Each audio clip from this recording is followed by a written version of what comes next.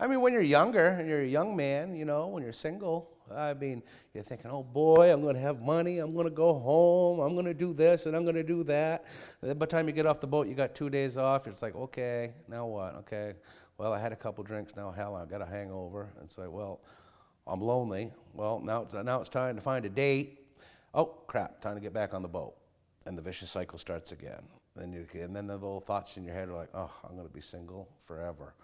And then one day, you know, things just happen, you know, things fall into place. It's called life, you know. Nobody knows how they happen. They just seem to work themselves out, and others just don't get a lucky hand as some, you know, but that's the nature of living, you know. Life isn't fair, but I know guidance counselors like to tell everybody everything's equal and fair. It's just like, well, I'd like to know what book you're reading. Yeah, it's just not the case in the real world, especially in the fishing world. I mean, when a fisherman takes on the responsibility of going fishing, especially when he's married and he has children, it's not just him anymore. Everybody takes the burden. The town takes the burden. Your family takes the burden. Your wife has to be mom and dad, you know. Your kids have to take responsibility. I mean, whether they want it or not, it's there. It's always there.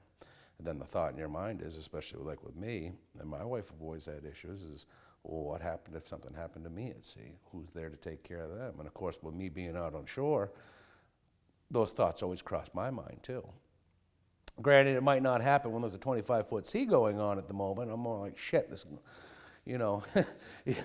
There's a lot of other things that are going across my mind at that moment, like, oh, hell, is the filter going to be good? Oh, hell, that alarm just went off. I hope that was just bilge water sloshing and not actual damn pipe breaking.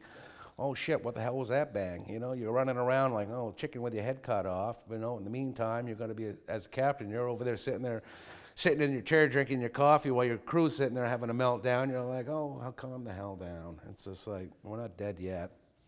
And it's like what? I go, did you see me shaking? No, then relax. You know, these are the things you tell your guys. And in the meantime, you're back in your head going, oh shit, I can't believe I just lied like an asshole. You know, these are the funny things. These are just the little things people don't think about. You know, I mean, these days, I was at the Maine's Fisherman's Forum, a couple months ago, and they had a trigger.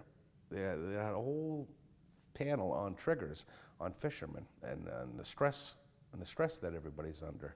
I mean, even the drug problems people are having these days. I mean, mentally, it's a lot. It's a lot.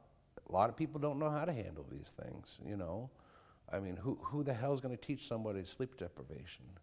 I mean, who the hell's going to work somebody right to the bitter core where everything in them just wants to quit and hell with this and who gives a shit? And then the next thing you know, you got to stand back up because you know it's what you got to do. You know, it's a choice. Like I always tell everybody, it's like, I can't make you go. I never want to make somebody go fishing. If you want to go fishing, I'll take you. But I'm not going to make you go because I don't want you if you don't want to be there. Because you're going to be trapped in your head and all it takes is one miserable apple to poison the entire boat. You don't want that aboard your boat. Nobody does. You know, you want somebody lazy. Oh, they're sitting in the chair, the alarm's going off, or a high water alarm. Oh, I only got 10 more minutes in my watch, no big deal. Meantime, the damn boat's taking on water. By the time you get everybody up, it's too late to do anything. Well, you lost the boat, now you got everybody's life in danger. Is that somebody you want sitting beside you? I sure the hell don't.